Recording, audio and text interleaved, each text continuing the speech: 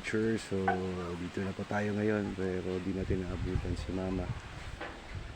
Then si Istong nandito. Istong.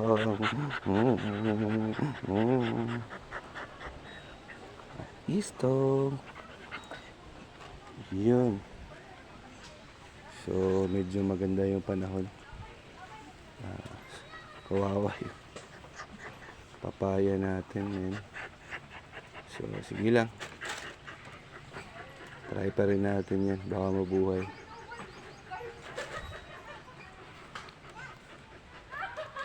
Mga ka-adventure, check muna natin dito, baka may pagkain na. So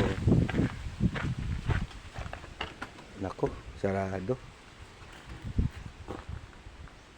Wala tayo ditong masilip na natirang pagkain. Umuwi na si Mama.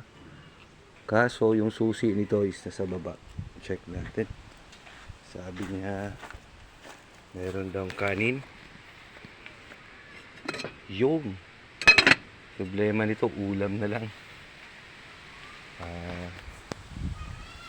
Ikot natin. Medyo tapos na pala itong bahay ni Mama.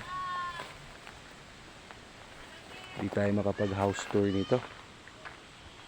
Ito yung CR. Ayusin pa nila. I think may hinuhukay silang septic tank.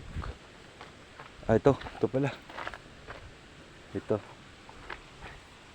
So yun muna. Ganda na dito. Check natin yung durian kung may mga bulaklak. Wala pa. Doon naman tanaw nyo yung manukan ni Uncle, kapatid ni Mama. Merong mga panabong doon.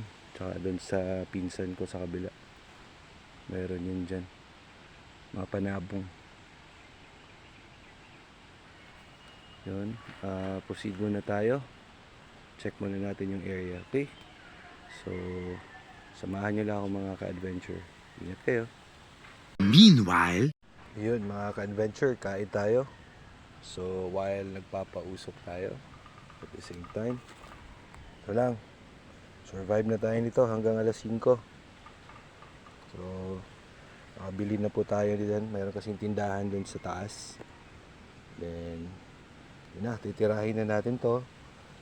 Kain muna tayo. Kayo din dyan, ha, kain kayo. Huwag magpapagutom kasi mahirap na. Yun, sige po. So out muna ako, kakain muna.